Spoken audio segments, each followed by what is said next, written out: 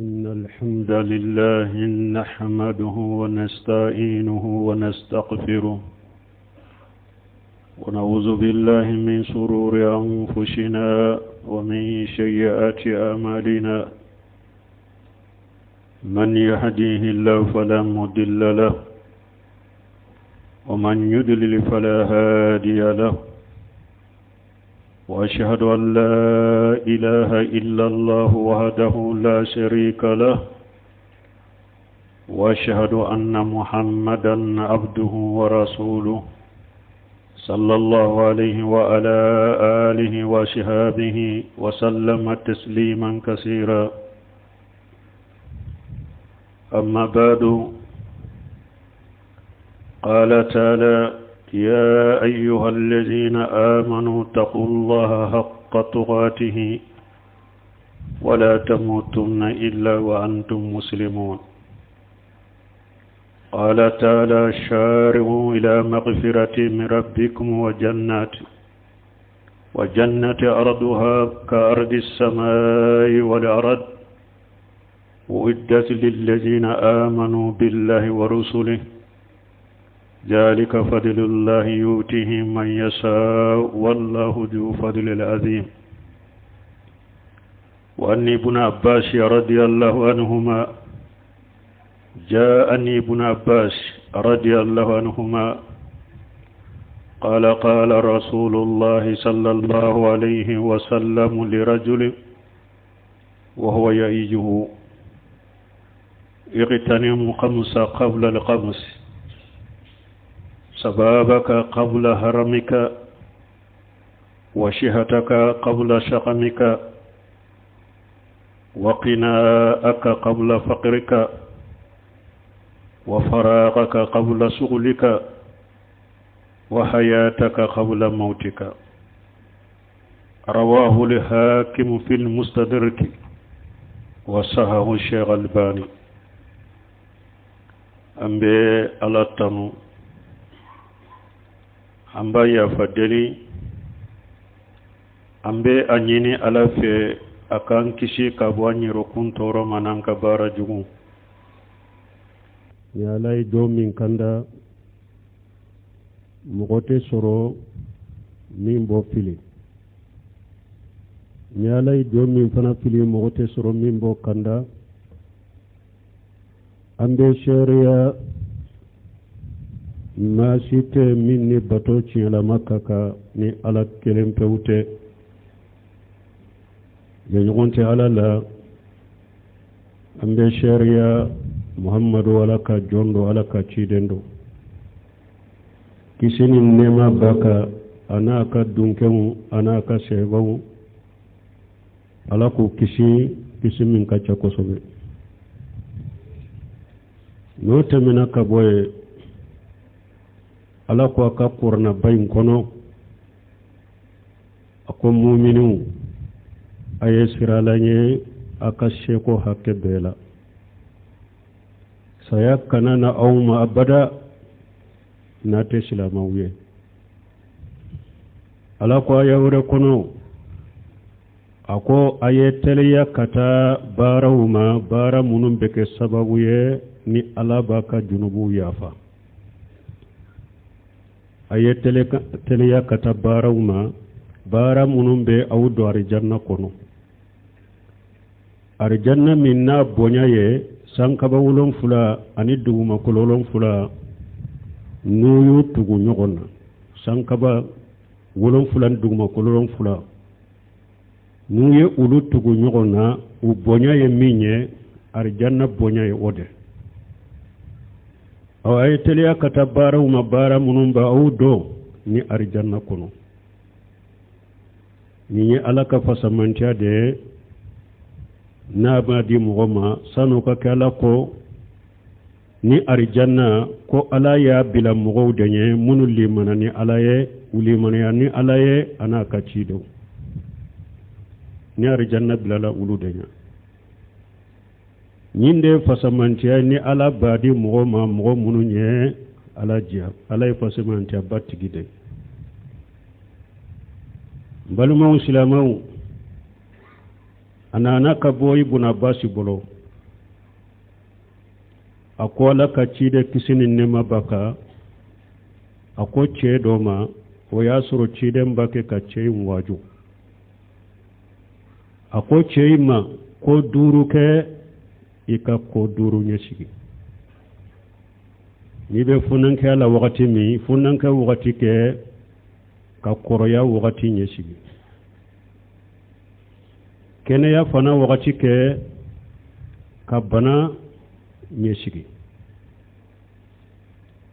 ika setigiya fana wakati ke ka fantanya wakati nyesigi iferelen do wakati mi oke ka wakati nyesigi wakati mi ni bena sugula ibe nyanama yala wakati mi oke ka wakati nyesigi wakati mi ni saya bena ni hadisa hakimu yabo fil mustadrak Cheikh Albani ko hadisa in kakene balmo ninye washiya kam min kabbo kosobe ni ciden ba kan manton na yo washiya ke akan manton nye ni washiya kai nye akabbo kosobe kallasu ko an kan janto wakatu dola wakatu donye balmo funanke be koroya ba kofe keneya be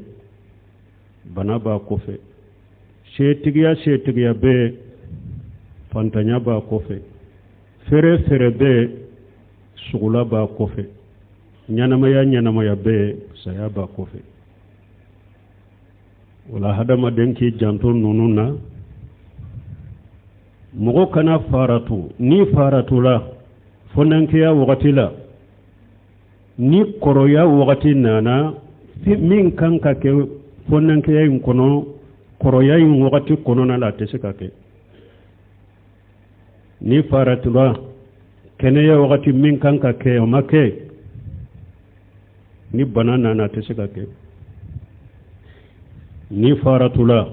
shebiya wakati mi ikan ka min ke alaye o make ni fantanya nana ibolo lankolo yana atese ka ke ni tambi bolo wakati mi sugula lente ima min ke ni sugulara atese ka ke tuguni ni be nyanama ya kono ima min ke pusaya kofe o tese ka ke ni saya nana wakani mi atese ka ke mumbena nimisa حتى إذا جاء أحدهم الموت قال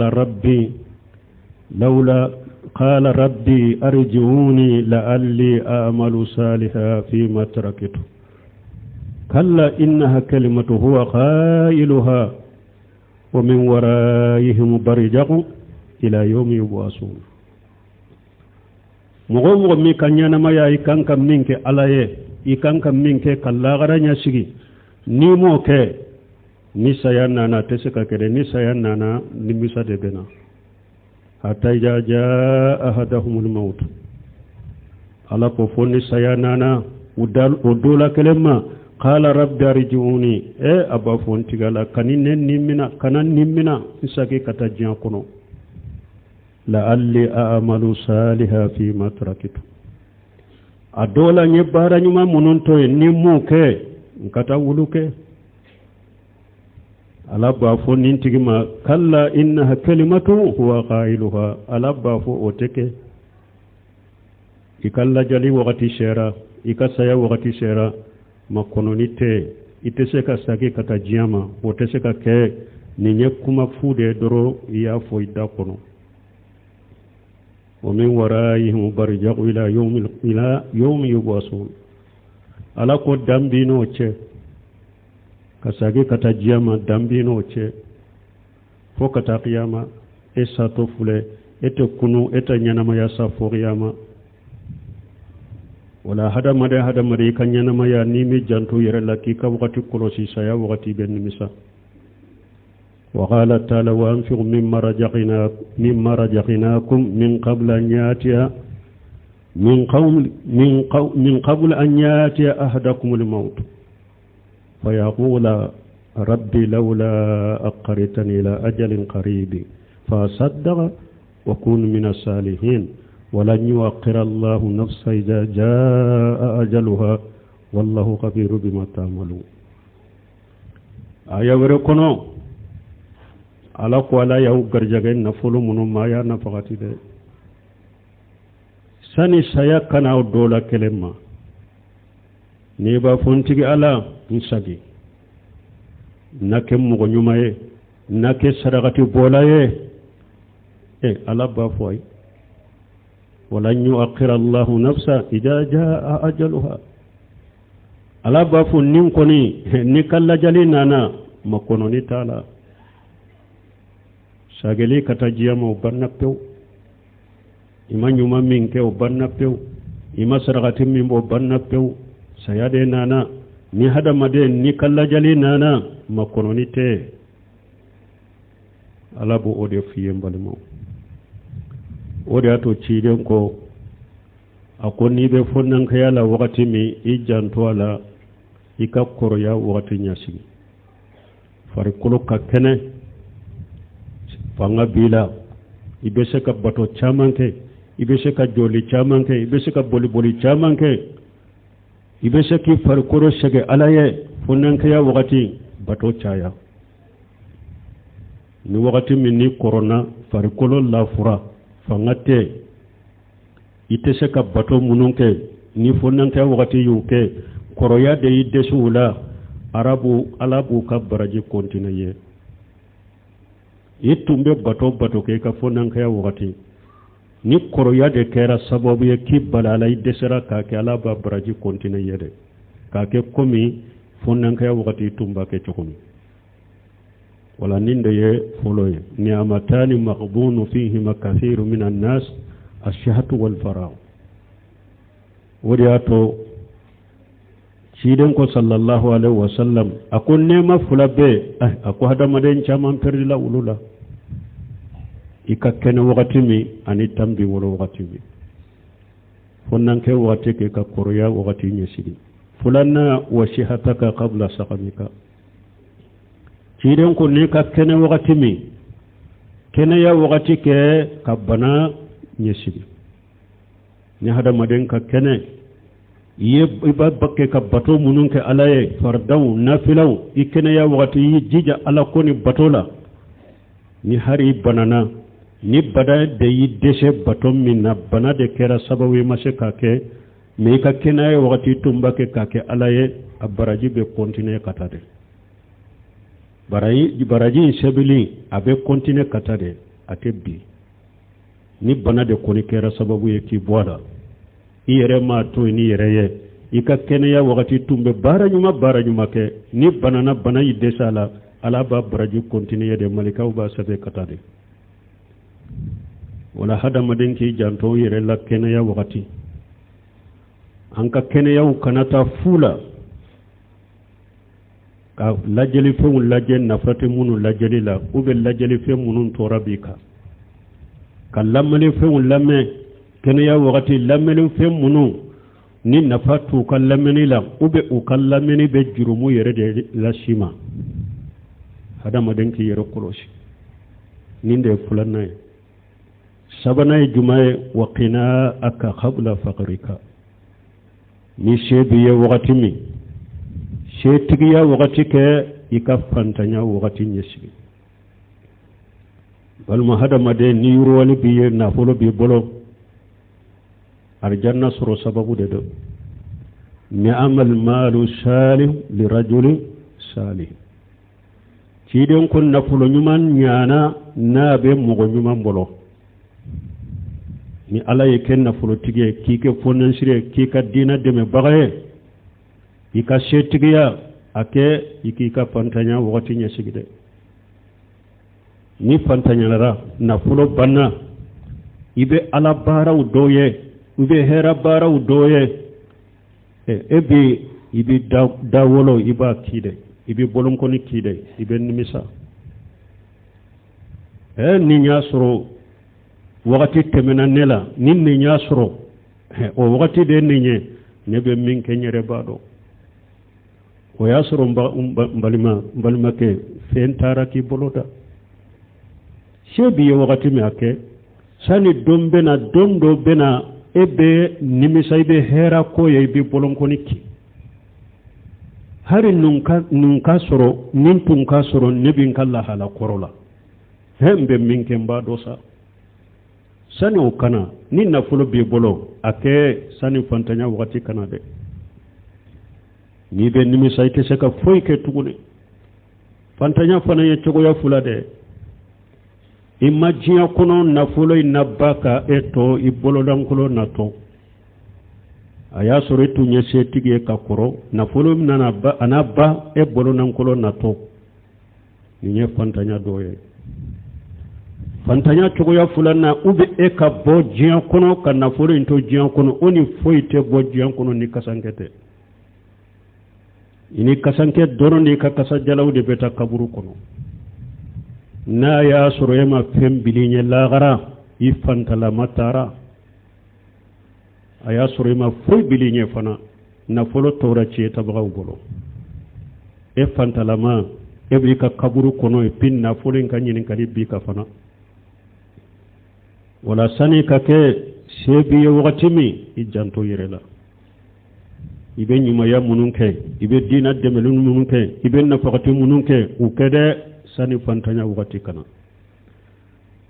ni mogo min ka setigi ya wakati ye ala bara uke iye nyuma ya uke ni nafulo nana ba ika baraji ube aya soro eye fendo bilinye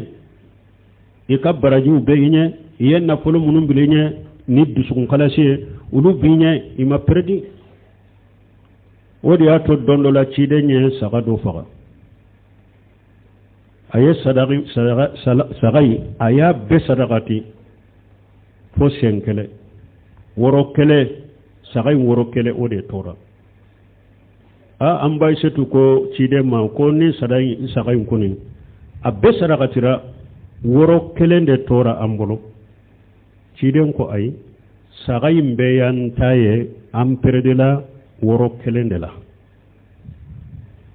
mana min sadaqatila wode yan taye anye mindu o bannawo min banye lagara o yede min sarakatira ako sagai mbe yantaye fo woro kele parce que anye min sarakati kadi alama wode yantaye anye mindu o banna pe o yejiyata de wala hadama de be min bilinye lagara de wode itaye ijija ode la ni eye chaman bilinye lagara hari ni wakati mi ibolon lankolonyala alhamdulillah ya soro hera chaman be enye lagara iyi ewa ikal lagara nyeshigi iye sa ewa minye fantanya iya nyeshigi aya soro ye barajuma bawke kulo bilinye fantanya nyeshigira hari ni yere bolo lankolonyala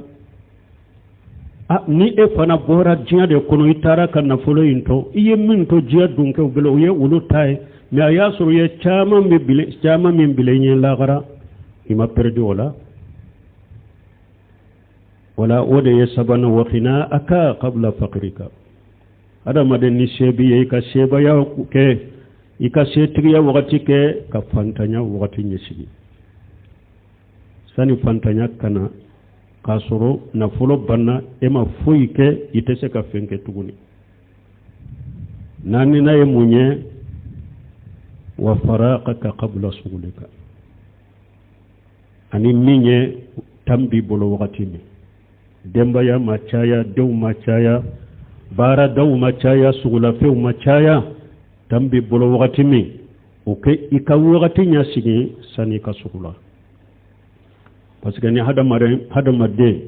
demba ya chayara dawun chayara bara daw chayara takana sagin o chayara bolo bato chamante sega kede la garani ni chamante sega kede nimmin nyere ya janto farada wala o yere da ya yere jija sino nafila chamani hera bara chamani beta kidda ni sugulara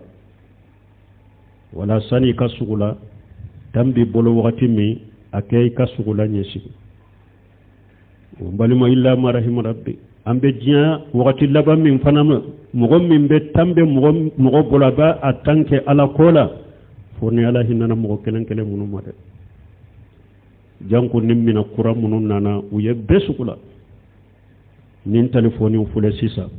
amogo nyuma amogo amani amogo jugun illa ma rahim rabbi nin telefoni ye besugula ibena mogo yere de masisa sigile iba fo sinya fula saba atilotila anya be min na telefoni kono asugula ranai atilo be min na bake kam min lamme telefoni kono asugura ranai ibe na maka fuati hari bo kalama salli be wole hari do ti hari salli wole kamme nin telefoni bula sigile asugula lendo ni telefoni kola misasi lamme doro acci iba sura kuma chama nyere nafaka dogo bal a chama nyere tora de ba tikika nin telefoni kuma chama be fula bi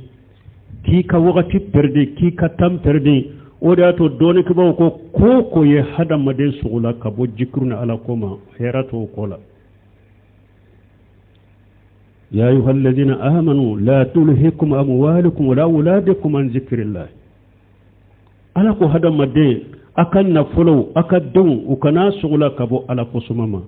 بين تلفونين نمنا ويمغو من سغلا كبو على قسمما ببال كسغلا كبو على كفرد ديلي يرمى جماع كنو أكتشاد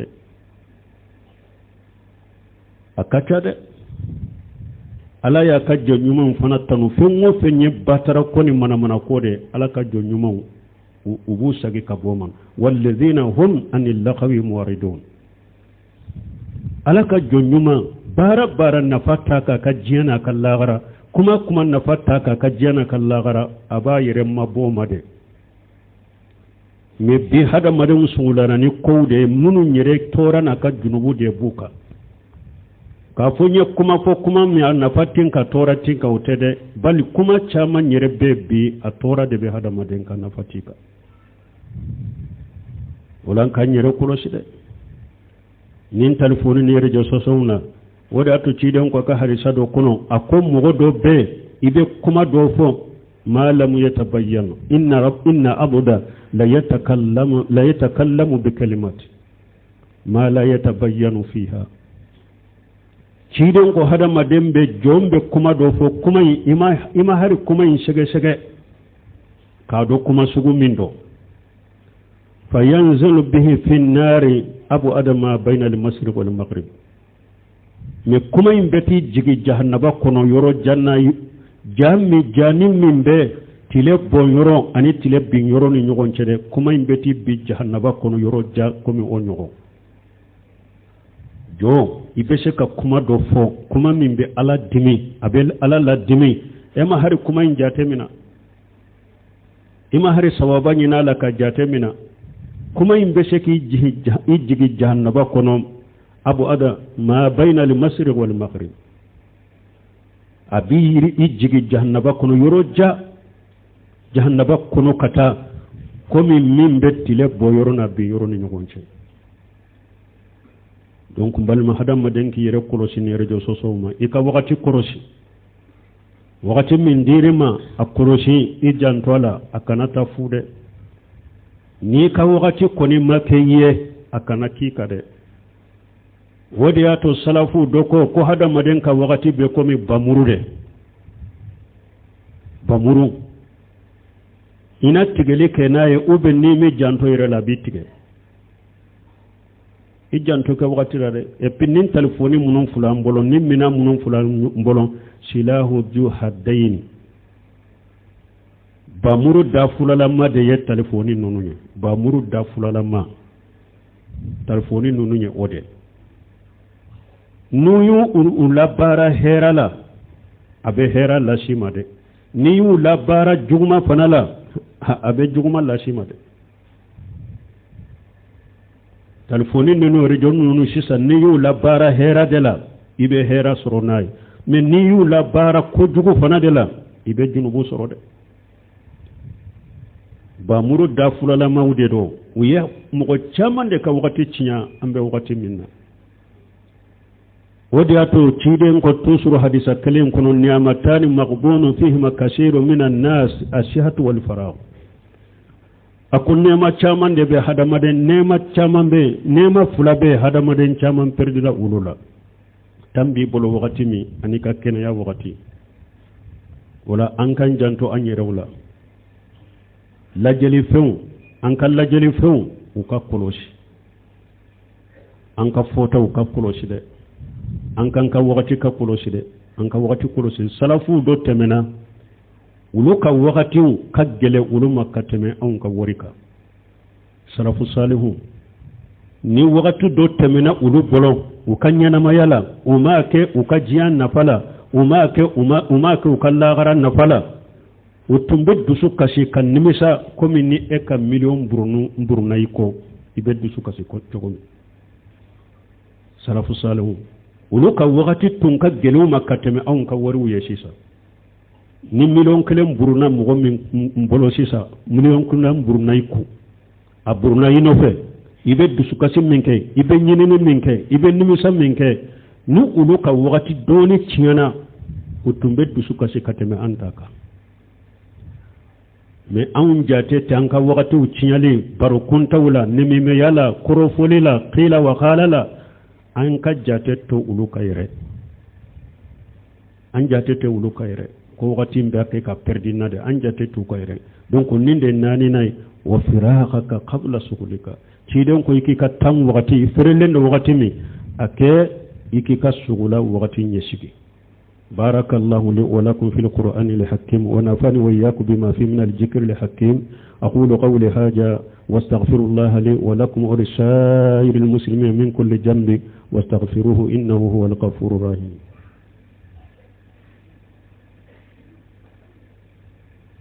الحمد لله رب العالمين والصلاة والسلام على نبينا محمد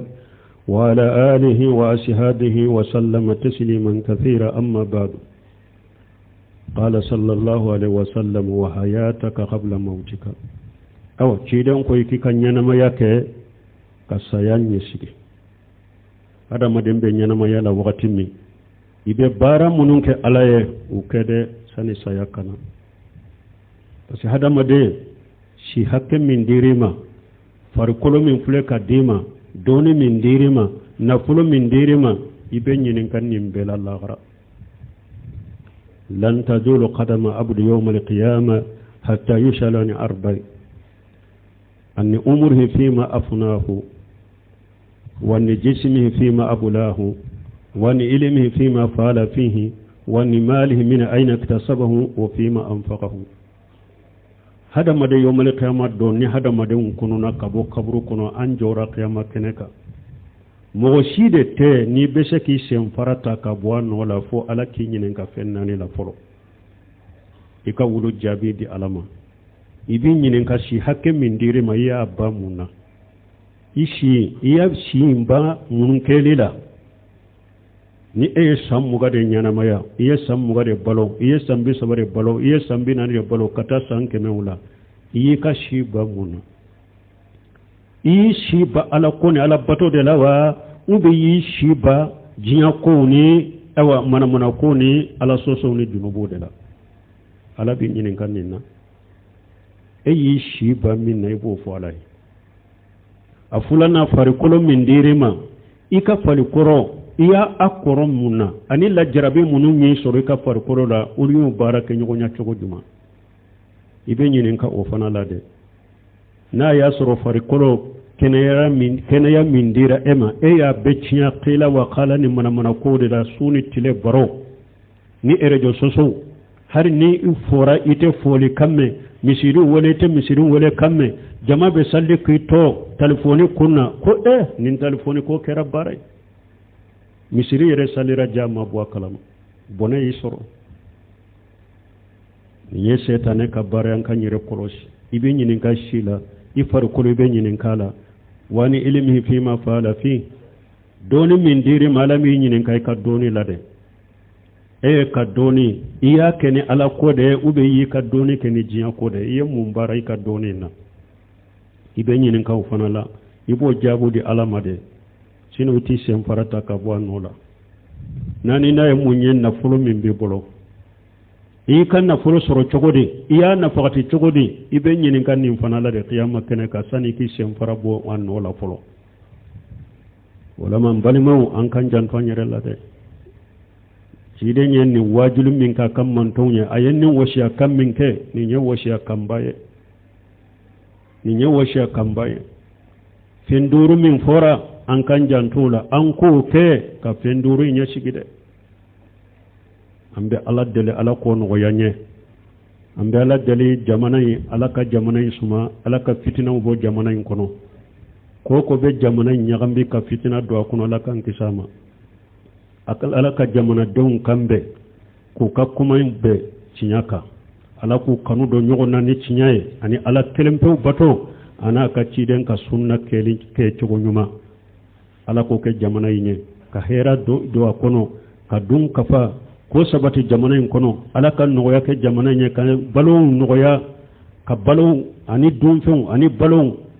an ku songo nogoya ala ko ke jamana yinye kuran ko geleya min be jamana in kono hari biala ka bo jamana in kono tora be jamana in kono ni islama jamana ala ka be wuli ka hera sagu annola